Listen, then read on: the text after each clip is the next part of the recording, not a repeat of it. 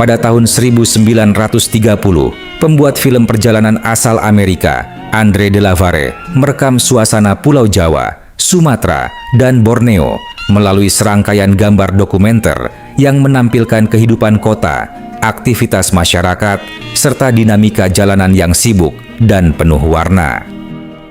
Rekaman tersebut menjadi gambaran berharga tentang wajah Nusantara pada masa kolonial ketika tradisi lokal, modernitas, dan kehidupan kota berpadu dalam keseharian masyarakatnya. Batavia merupakan ibu kota Hindia Belanda. Kota ini didirikan pada tahun 1619 oleh Jan Pieterszoon Coen. Dari kota inilah pemerintahan kolonial Belanda mengendalikan wilayah Nusantara selama berabad-abad. Kisah berawal dari Tanjung Priok, sebuah pelabuhan modern pada masanya yang dibangun pada tahun 1877 di bawah kepemimpinan Gubernur Jenderal Belanda, Johan Wilhelm van Landsberge. Kapal uap perlahan memasuki pelabuhan. Dari dermaga yang ramai, kehidupan kota segera terlihat bergerak tanpa henti. Dari balik jendela kereta, tampak hiruk-pikuk kota kolonial yang terus berkembang sebagai pusat perdagangan dan pemerintahan.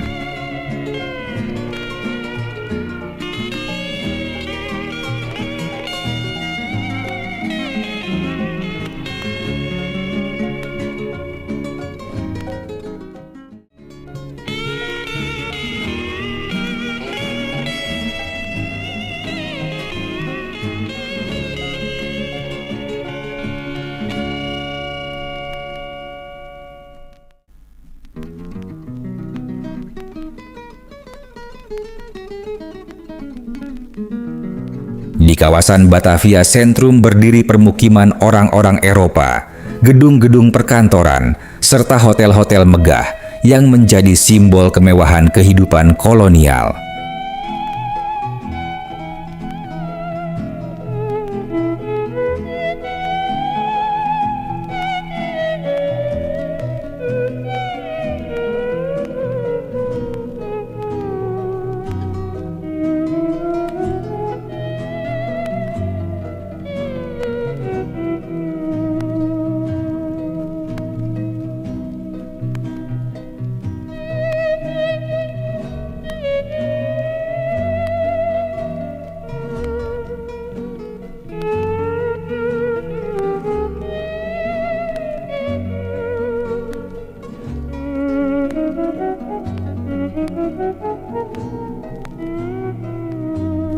Sementara itu, Batavia Lama dipenuhi kantor-kantor dagang Belanda dan perusahaan asing lainnya. Namun sebagian besar penduduk kawasan ini berasal dari komunitas Tionghoa dan Jepang yang aktif dalam kegiatan perdagangan dan usaha. Banyak kanal membelah kota Batavia. Di sepanjang aliran air itu, penduduk pribumi mandi dan mencuci pakaian, memperlihatkan kehidupan sehari-hari masyarakat kota pada masa itu.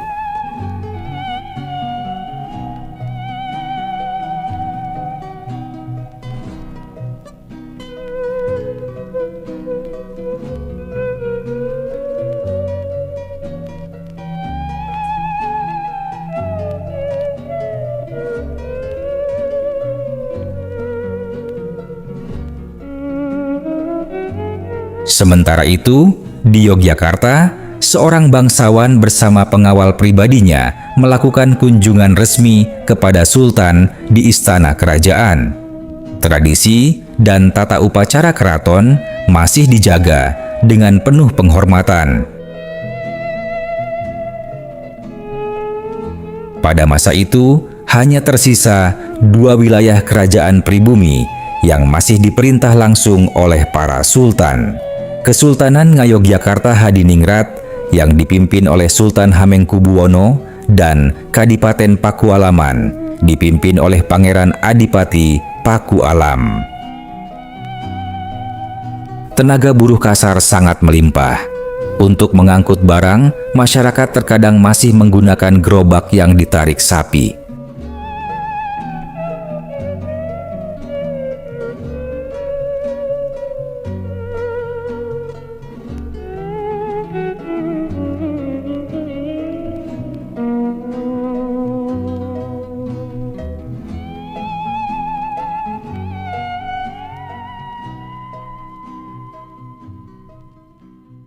Kaleng-kaleng bekas minyak tanah dimanfaatkan kembali menjadi berbagai peralatan rumah tangga, seperti panci dan wadah logam lainnya, mencerminkan keterampilan masyarakat dalam memanfaatkan barang bekas.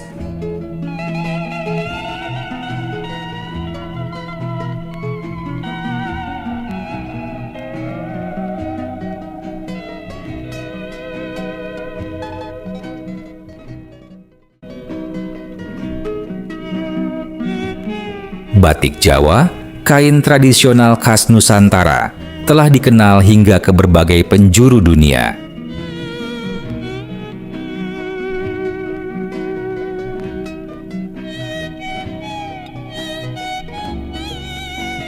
Sebagian besar proses pembuatan batik dikerjakan oleh para perempuan, sementara sang ayah menjaga anak di rumah.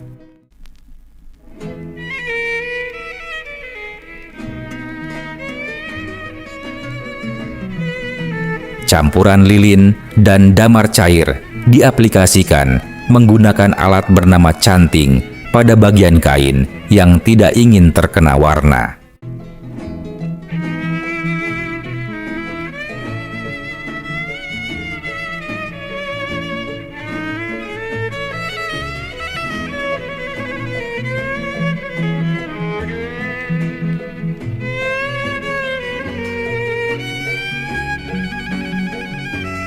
Setelah warna meresap sempurna, kain dicelupkan ke dalam air hangat untuk menghilangkan lapisan lilin. Setelah proses itu selesai, selembar kain batik pun siap digunakan. Hujan tropis yang deras sering turun secara tiba-tiba selama musim penghujan, membasahi jalan-jalan dan kehidupan di Pulau Jawa.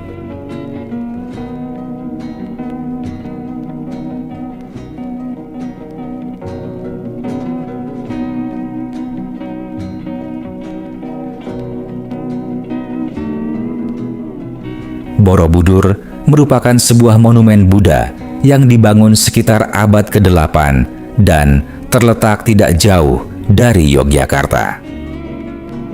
Abu Sang Buddha dipercaya disemayamkan di tempat itu. Selama berabad-abad candi ini sempat terlupakan sebelum akhirnya dipugar kembali pada masa modern. Lebih dari 2 mil relief terpahat di dinding-dinding candi menggambarkan perjalanan hidup Sang Buddha dan ajaran-ajarannya.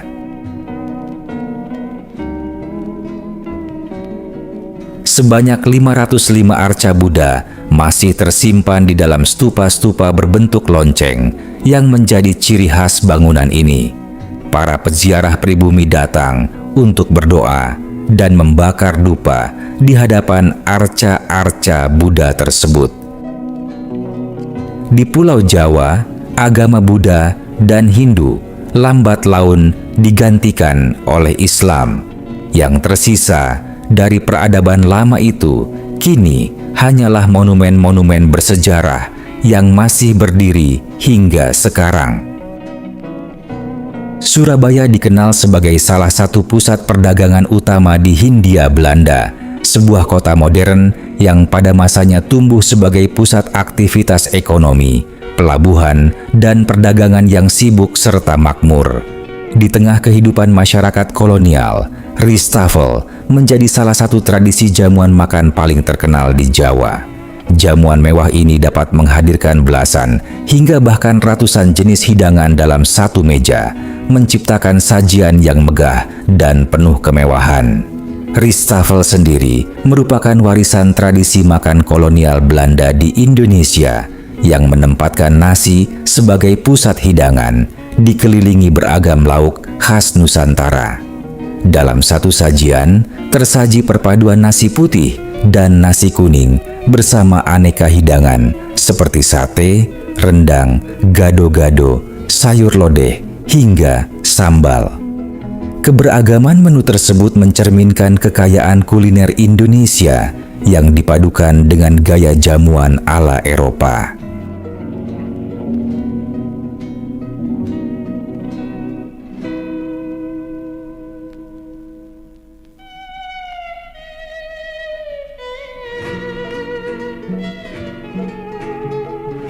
Sementara itu di Sumatera, kamera merekam beragam pemandangan kehidupan yang menggambarkan kesibukan dan keseharian masyarakat pada masa itu.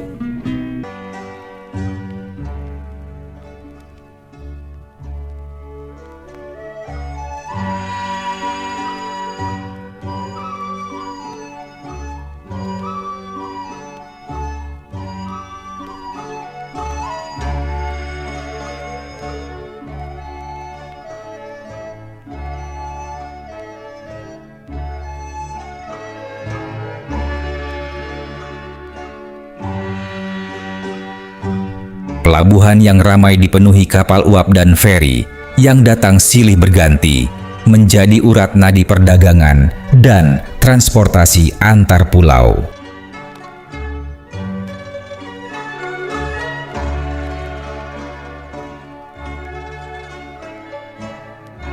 Di perairan yang tenang, dua pria tampak mendayung kano menyusuri aliran sungai.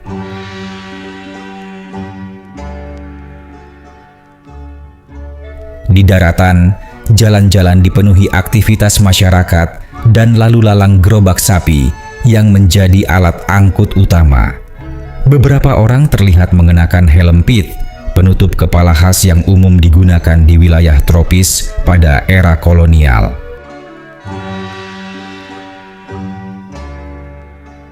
Kamera juga menyoroti para nelayan yang menjemur ikan di bawah terik matahari, pasar ikan yang sibuk dengan aktivitas jual beli, serta hamparan padang tempat sapi-sapi merumput dengan tenang.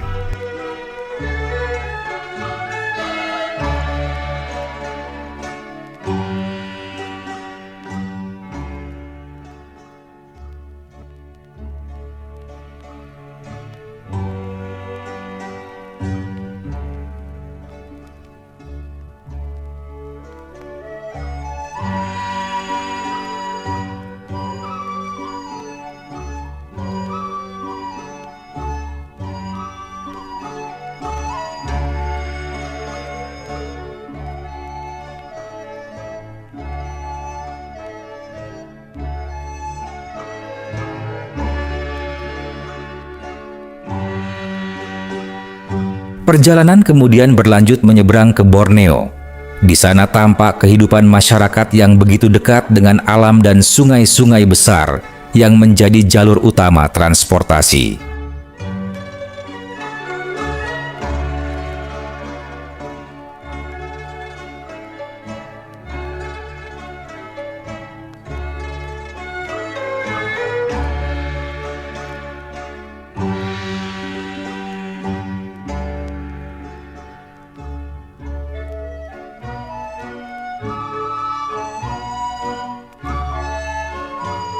Berbagai tarian tradisional ditampilkan dengan penuh semangat.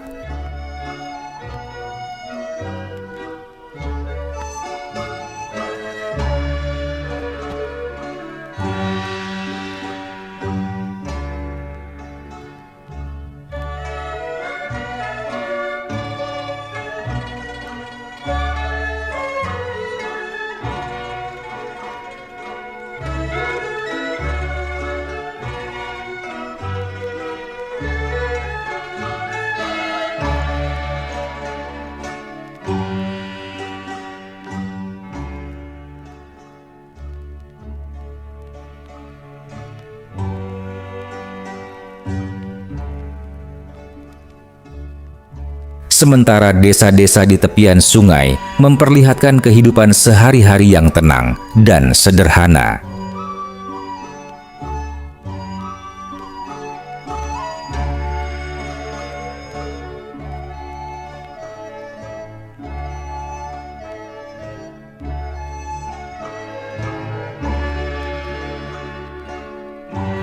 Perahu cadik dan berbagai jenis perahu tradisional hilir mudik di atas aliran sungai menghubungkan permukiman hingga pelabuhan yang menjadi pusat aktivitas perdagangan dan pertemuan masyarakat. Pada akhirnya, rekaman André de la Varre bukan sekadar dokumentasi perjalanan dari Jawa, Sumatera, dan Borneo pada tahun 1930.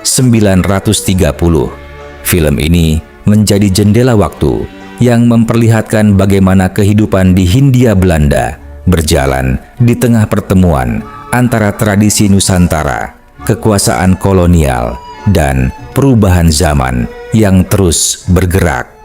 Dari pelabuhan-pelabuhan yang sibuk, jalan-jalan kota yang ramai, pasar tradisional, sungai-sungai yang menjadi urat kehidupan, hingga desa-desa yang masih menjaga adat dan budaya leluhur, semuanya memperlihatkan wajah kepulauan Nusantara sebelum dunia berubah oleh perang dan pergolakan sejarah.